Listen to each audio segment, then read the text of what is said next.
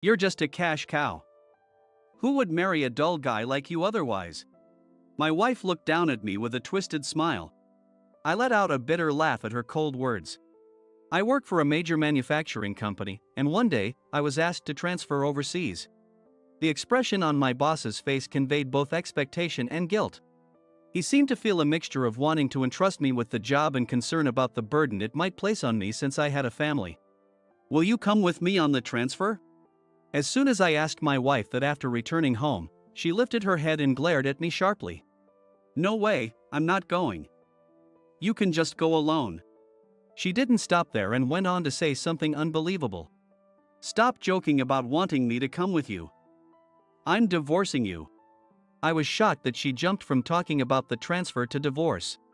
She continued to berate me with a torrent of scornful words. If you had said you'd come with me, I was going to let it go, but as soon as I said that and handed her something, her expression changed instantly. My name is Austin. I work for a major manufacturing company. My job involved designing plant facilities and machinery. I took pride in being hardworking and had always worked diligently since I joined the company. Thanks to that, I earned high praise in the company. We can trust Austin with it, and you always do great work. Of course, I remained humble and intend to stay focused and continue doing my best. But I had a problem. While my work was going well, my home life wasn't something I could confidently say was fine. I had a wife named Mia, whom I met through my college friend Kevin. Mia is a really great person, and I think she'd be a perfect match for you since you are hardworking. As Kevin said, we hit it off immediately and became close. We had a great conversation rhythm. Mia seemed to be a good listener, always sparkling with interest no matter what I talked about, responding enthusiastically. Though I gradually started to like her, it was more her passionate approach that led to our dating and eventual marriage. I'm so happy to marry Austin. Let's be happy together. When we submitted our marriage registration, she said that with a soft smile. Seeing her expression, I vowed to cherish her and build a happy family. But things have changed after 3 years into our marriage. Our relationship has grown cold, and it's been a long time since she called my name. In her eyes, I might not even be her husband anymore. I often felt like I was just an ATM. Mia was a stay-at-home wife and got money from me for daily necessities and groceries. But she also started demanding money for her own uses, like spa visits, shopping, and outings with friends. Though she did the housework well and surely needed some relaxation, there had to be limits. Her spending habits grew worse year by year. Hey, I want to go to the salon tomorrow. Can you give me about $200? I just gave you money the other day. Did you spend it all already? What? That small amount wasn't nearly enough. Mia demanded money constantly. Early in our marriage, she at least said apologetically, "Sorry, I'm a bit short on cash." But now, she acted as if it was quite natural to ask for more. She even looked at me like I was the one in the wrong for not giving money to her immediately. With her hand stretched out and bouncing her leg impatiently, I could only sigh. I think your spending has been a bit excessive lately. Could you cut back on the spa visits? I had cautioned her many times. But she never listened and instead snapped back, "Oh, stop nagging about money. Don't you have something more important to do? Like earning more?" Her cold eyes were as if she was looking at garbage and she held no love for me at all. Why don't you earn your own money for fun? I rebuked her, only to be met with a derisive snort. She said, "Oh come on, you can't even support your own wife properly? Don't you feel pathetic saying that?" Her words cut deep into my heart. Why was I even working so hard? Where did the Mia from the early days of our marriage go? These questions swirled around in my mind. My affection for Mia diminished gradually. Then one day. What? A transfer? Yes, I'd like you to consider it. What do you think? I was asked by my company to transfer overseas as the person in charge of a new plant being built in Vietnam. The expression on my boss's face conveyed both expectation and guilt. He seemed to feel a mixture of wanting to entrust me with the job and concern about the burden it might place on me since I had a family. I didn't want to turn down the opportunity given the scale of the Vietnam project as someone involved in plant design. I wondered what Mia would say as I replied to my boss, "I understand. Hey, I might be getting transferred, I said to Mia, who was fiddling with her phone when I got home. But she seemed completely uninterested and said merely, "Oh," without even looking at me. "It's to Vietnam. Would you come with me?" As soon as I asked that, she lifted her head and glared at me sharply.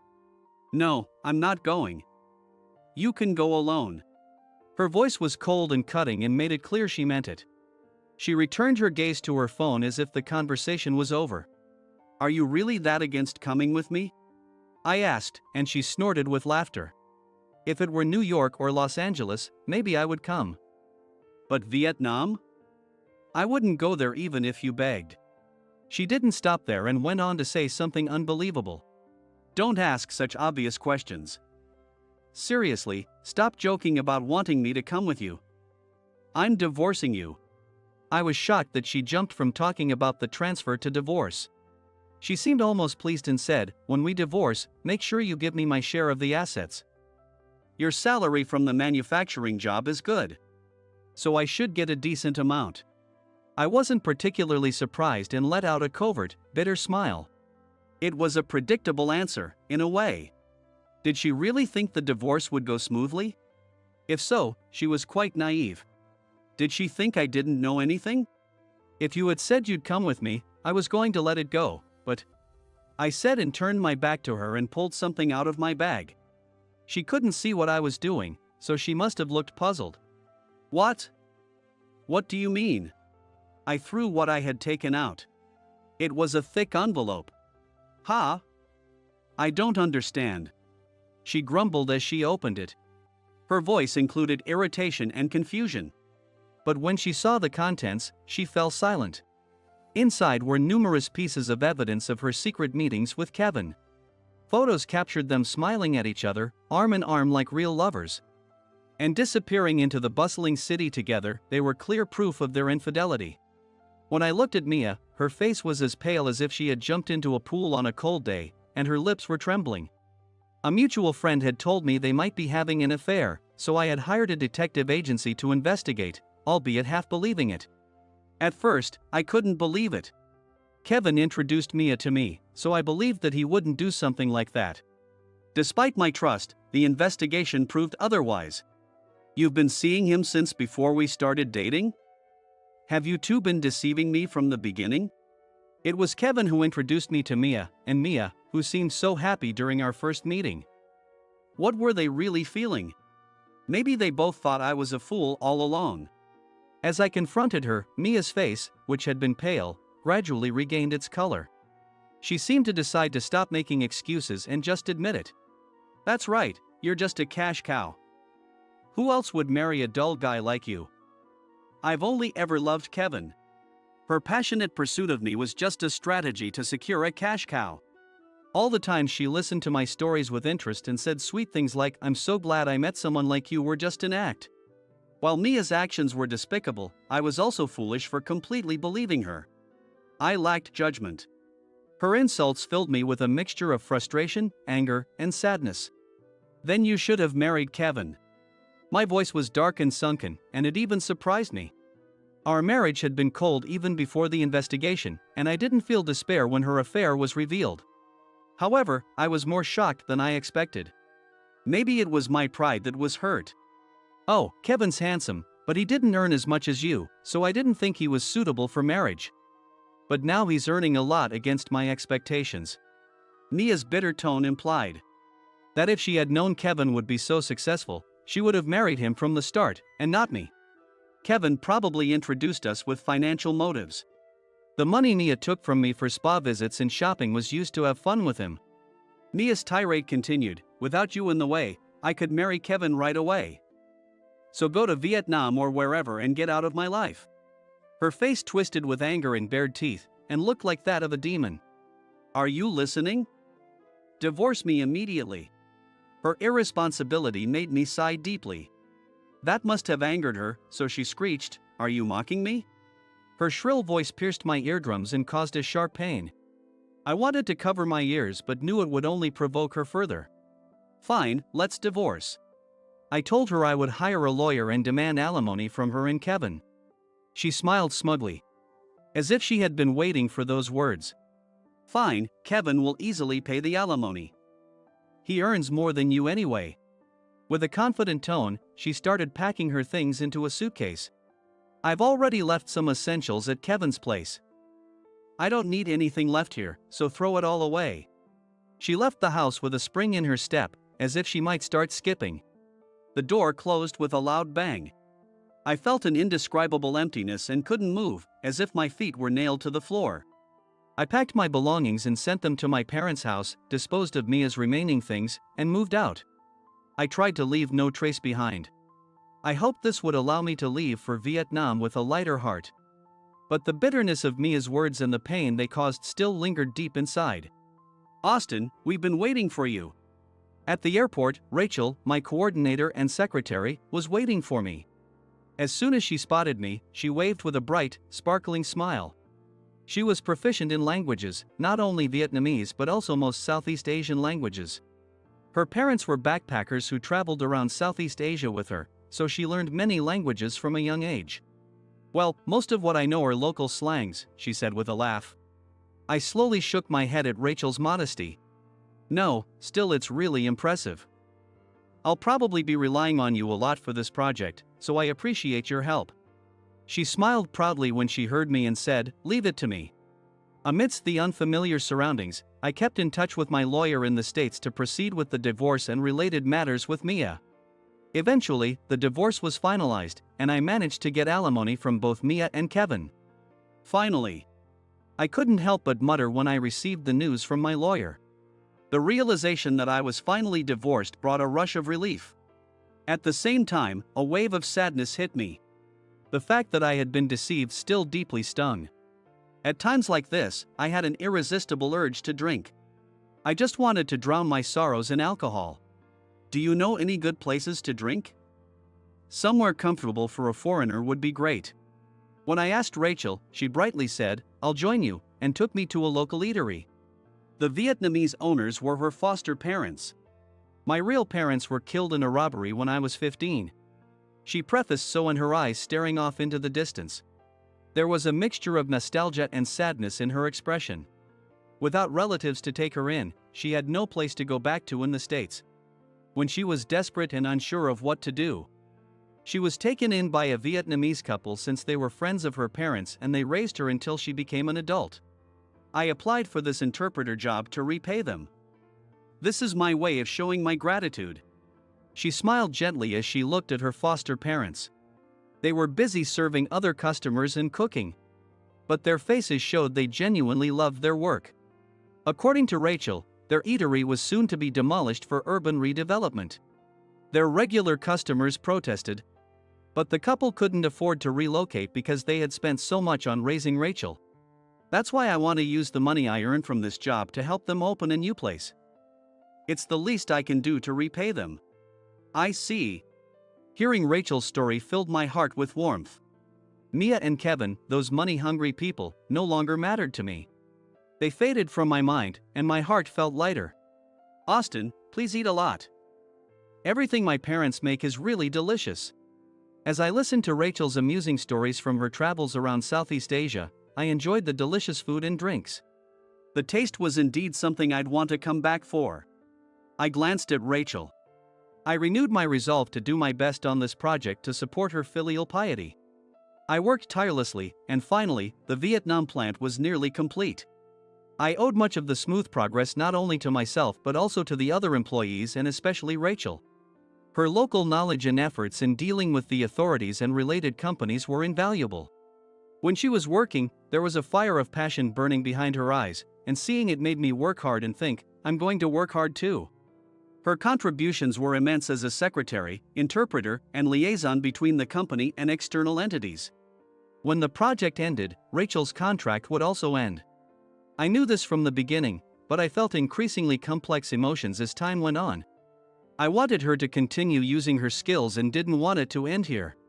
So I made a proposal. Would you like to work with us as a full-time local employee? I'd love to keep working with you. Rachel's beautiful eyes widened. A silence followed, and I felt a bead of sweat run down my back.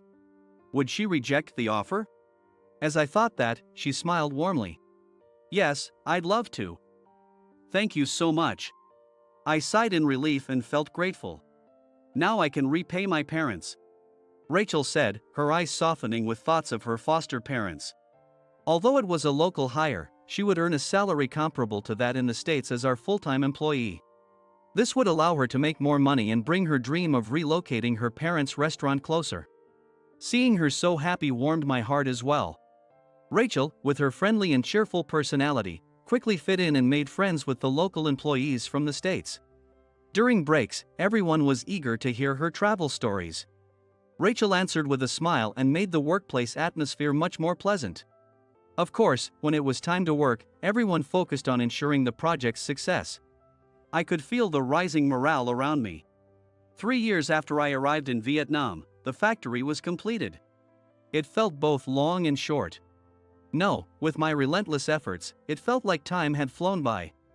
Everyone had different feelings, with some colleagues folding their arms and saying, "Finally, the day has come," with deep emotion.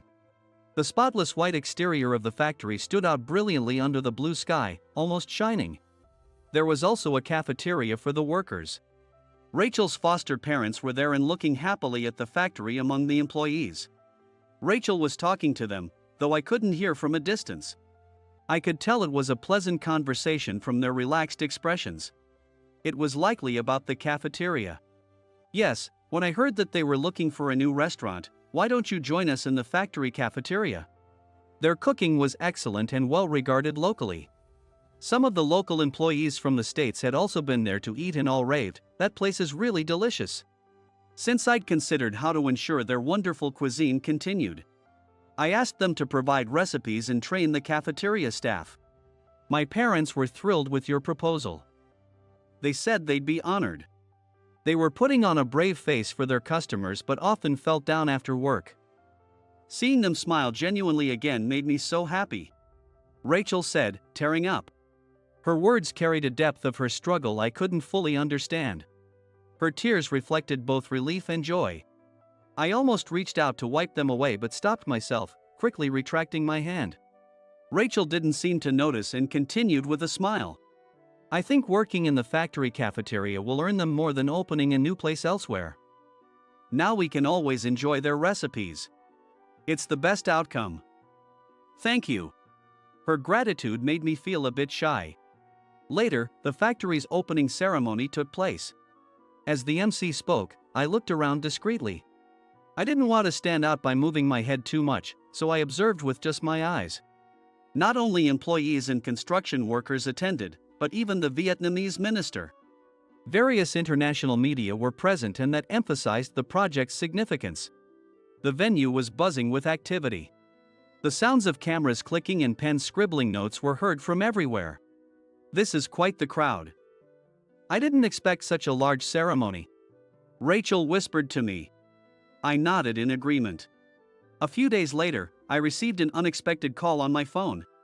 It was the name that hadn't appeared on my screen in the past 3 years. Someone I had nearly forgotten in my busyness. But remembering them stirred my anger anew. "Hello? What do you want?" "Oh, come on, you don't have to be so harsh, since I'm your ex-wife." I massaged my temples to calm my irritation to hear Mia's voice after so long. I thought I was speaking normally, but my voice came out low and slightly trembling. "I saw you on TV. That's amazing." It seemed the ceremony was featured on the news in the States, showing footage of me shaking hands with the minister. So she contacted me because of that. But I couldn't believe Mia called just to praise me. She must have an ulterior motive. "So, what do you want?" I asked, and she laughed mockingly. "Don't be so cold. I genuinely thought it was amazing to see you in such a significant role." Even hearing that from Mia felt condescending. Continuing this conversation would likely lead to nothing good. Is that all? If so, I'm ending this call. I was about to press the end button when I heard, "Wait," and paused. What could she want this time? She went on to say, and I opened my eyes and said, "Huh?" I said in a bare voice. "How about we meet up when I visit Vietnam soon," she said. "Why now? What do you want? By the way, I have no intention of meeting you. When I said this, Mia's voice suddenly softened. Just moments ago, she was mocking me. I can't forget about you. That's why I want to see you. Is that so wrong? I felt my cheek twitch as I heard that. Was Mia unable to forget me? That couldn't be true. It was all my fault. I deeply regret the divorce.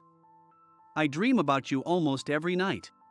Her unnaturally sweet voice made my shoulders shake. Not from anger, but from stifling a laugh. Are you listening? Say something. No, it's just that what you're saying is ridiculous. Now that Kevin's been fired, you're crawling back to me? I said coldly, hearing her gasp on the other end. She was probably wondering how I knew about that. I continued before she could ask. Since Kevin and I were college classmates, what he did reached me through our mutual friends. Kevin had been arrested for embezzling company funds. His once promising career had come crashing down.